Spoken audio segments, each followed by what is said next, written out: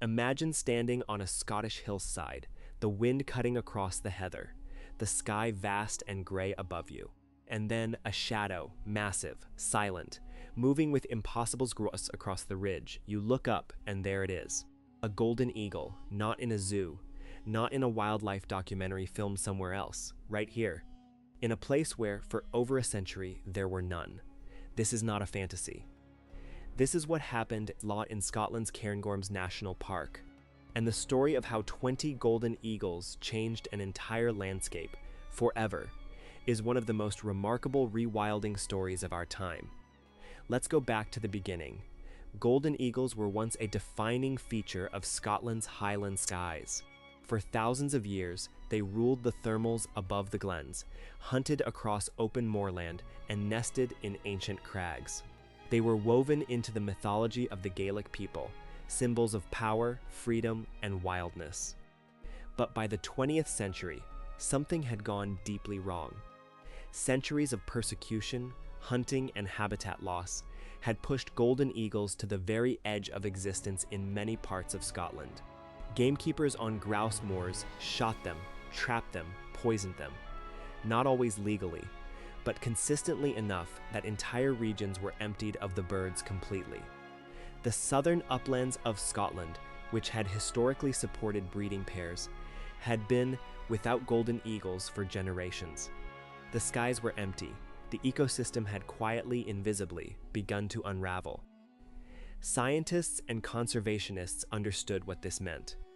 When you remove an apex predator, a creature at the very top of the food chain, the effects ripple downward through every layer of the natural world.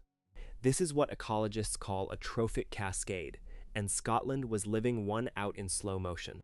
Without eagles, prey populations exploded unchecked. Red grouse, rabbits, mountain hares, and particularly roe deer and red deer grew to densities the landscape simply couldn't sustain. Overgrazing stripped the hillsides bare. Young trees were eaten before they could establish. Riverbanks eroded without the root systems of shrubs and trees to hold them. Wetlands shrank.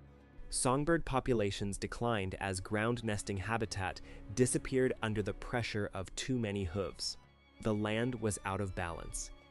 And most people walking through it had no idea, because they had never seen what it looked like when it was whole. Then, in 1996, a bold experiment began.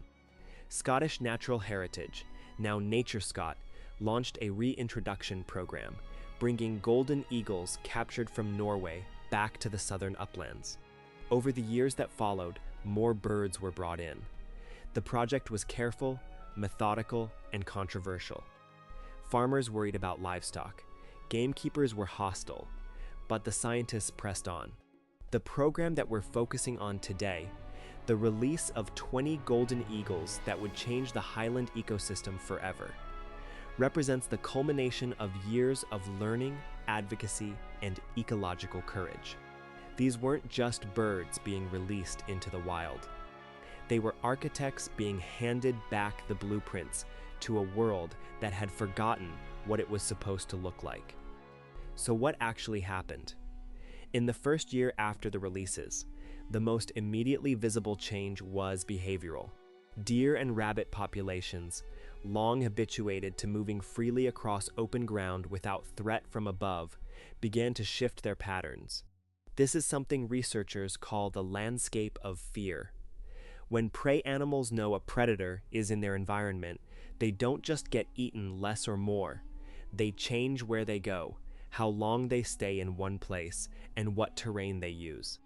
Deer that had previously grazed openly on valley floors began spending more time in denser cover. They moved more. They were warier.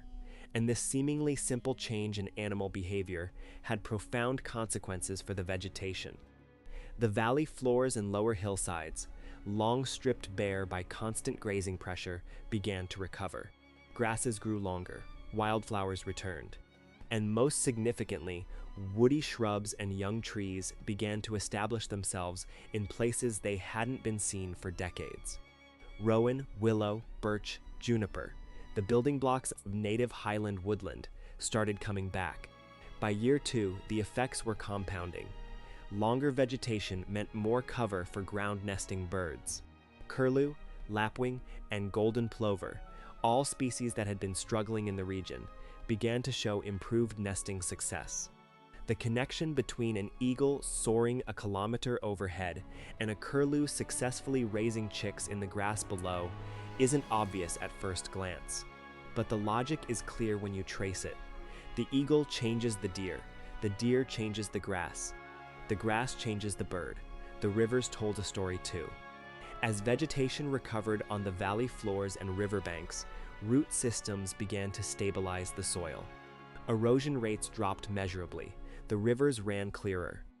And clearer rivers meant better conditions for aquatic invertebrates, which meant better conditions for the fish that fed on them, particularly brown trout and Atlantic salmon, two creatures with absolutely no direct relationship to a golden eagle, linked to it through a chain of ecological cause and effect that stretched across the entire watershed.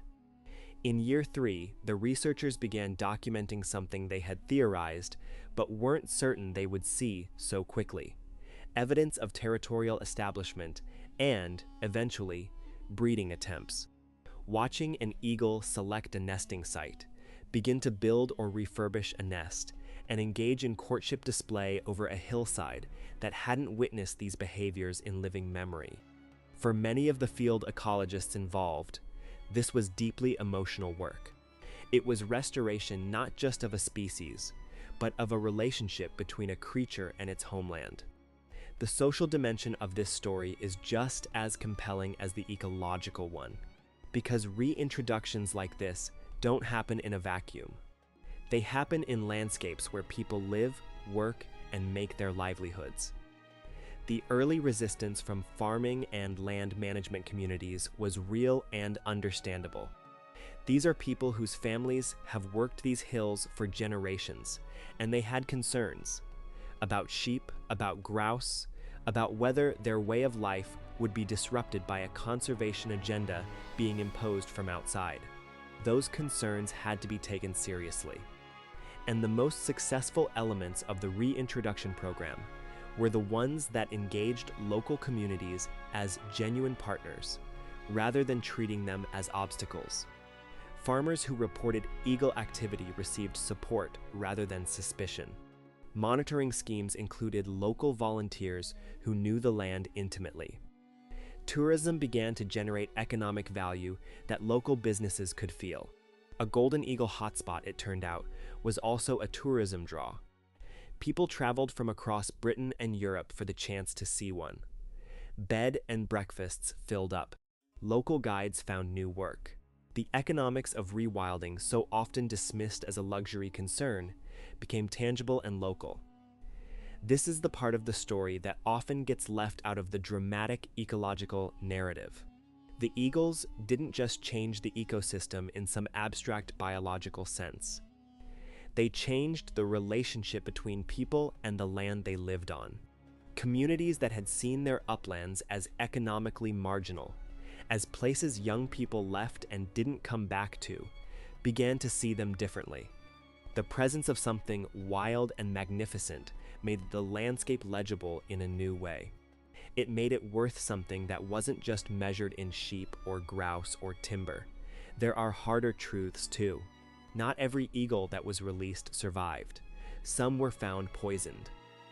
Persecution hasn't disappeared entirely from the Scottish countryside, and the conservation bodies involved in the program have been unflinching in acknowledging this. The battle over raptors and grouse moors in Scotland is still ongoing. Some estates continue to operate in ways that are lethal to birds of prey, and while the laws have strengthened, enforcement remains a challenge.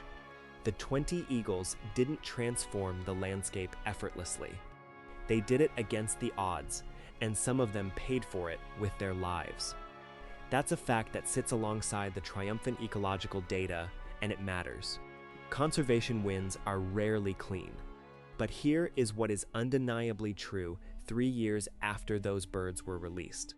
The southern uplands of Scotland look different. The data shows it. The landscape shows it. The people who walk those hills notice it, even if they don't always know why. The vegetation is more diverse. The rivers are healthier. The skies above the crags carry a presence they lacked before. And perhaps most remarkably, other species seem to be responding to the eagle's presence in ways that suggest the ecosystem has a kind of memory, that it knows how to rebalance itself when given the chance. Peregrine falcons have moved into territories. Ospreys, whose own reintroduction has been one of Scotland's great conservation success stories, seem to be benefiting from the broader ecological improvements in river health. Red kites, buzzards, harriers, the whole guild of raptors that shapes the food web from the sky, appears to be shifting and consolidating in ways that ecologists are only beginning to understand. This is the magic of trophic cascades. Once you restore a missing piece, the system doesn't just recover to where it was. It starts to move, to reconnect, to discover equilibria that the science books describe, but that feel almost miraculous when you see them happening in real time. Scotland has done something extraordinary here. In a world where biodiversity is collapsing at a rate that should terrify every person on this planet, in an era when most environmental news is a litany of loss, this is a story about getting something back. About deciding that a landscape impoverished by centuries of exploitation doesn't have to stay that way. About having the imagination to ask not just, what is this place, but what could it be? 20 birds, 3 years. A changed world. That's not a metaphor. That's not wishful thinking. That's ecology doing exactly what it does when you stop fighting it. Healing, reconnecting, building something back toward wholeness. The next chapter of this story hasn't been written yet. Whether the breeding population establishes and grows, whether the political battles over land use can be resolved in favor of wildness, whether Scotland continues to lead on rewilding or loses its nerve when the economic pressures mount. All of that is still in play. But the eagles are there. They're hunting those ridges. They're raising their young in those crags. They're putting the fear of the sky back into the hearts of the deer. And somewhere right now, a walker on a Scottish hillside is stopping, looking up, watching a shadow move across the ridge with impossible ancient grace, and feeling something they might struggle to name, a sense of rightness, of the world being more whole than it was a moment ago. That feeling is real, and it belongs to all of us. If this story moved you the way it moved me when I first dug into it, hit that like button. It genuinely helps this channel reach people who care about the natural world. Subscribe if you haven't already, because we cover stories like this every week. Stories about what happens when humans decide to give nature a fighting chance. And leave me a comment below. What rewilding story from your part of the world do you think deserves this kind of attention? I read every single one. See you in the next one.